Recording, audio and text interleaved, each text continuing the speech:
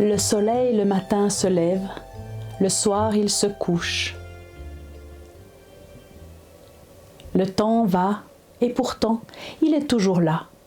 Et en ce temps-là, dans le pays des 1001 nuits, il y avait un riche fermier. Il possédait de nombreux troupeaux. Et ce fermier, il pouvait comprendre le langage des bêtes et celui des oiseaux. Il avait dans une étable un âne et un bœuf. Tous les jours, le bœuf partait au labour. Et quand il revenait le soir, il était fatigué. Et il allait toujours en direction de la litière de l'âne, parce que là-bas, c'était toujours chaleureux et propre.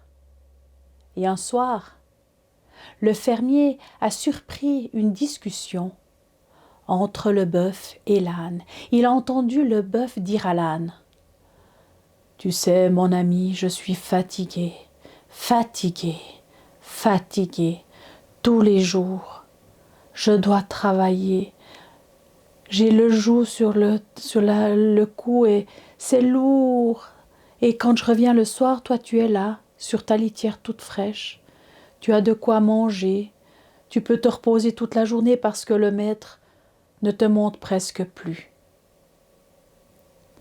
Et l'âne lui a répondu: « Mais tu sais, t'as qu'à faire semblant d'être malade. Demain, tu tombes au milieu du champ et puis si le laboureur te frappe, tu te relèves mais tu retombes aussitôt.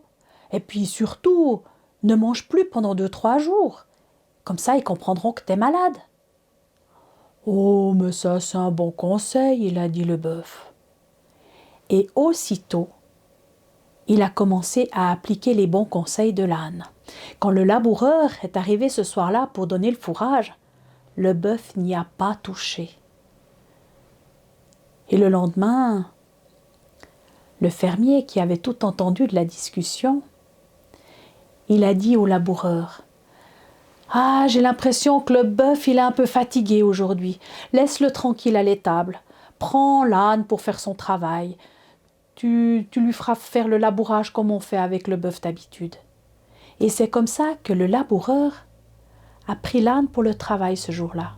Et le soir, quand l'âne est revenu à l'étable, il s'est tout de suite couché sur sa litière. Mais le bœuf était tellement bien reposé qu'il est allé vers lui. « Oh, merci pour tes bons conseils. Je les ai suivis et maintenant je me sens tellement bien. » L'âne n'a rien dit, mais il pensait très fort: « Qu'est-ce que j'ai été stupide de lui avoir donné ces conseils. J'aurais dû me les garder pour moi. » Et le lendemain, le laboureur a encore une fois pris l'âne. Et le soir, quand il est rentré, l'âne avait le cou écorché par le joug. Et il avait mal aux muscles partout. Et pour la deuxième fois, le bœuf l'a remercié pour ses conseils judicieux. Là, l'âne, il avait vraiment des regrets d'avoir parlé si vite et sans réfléchir. Mais il a eu une idée. Et il a dit au bœuf: « Mais tu sais, je viens de surprendre une discussion entre le fermier et le laboureur.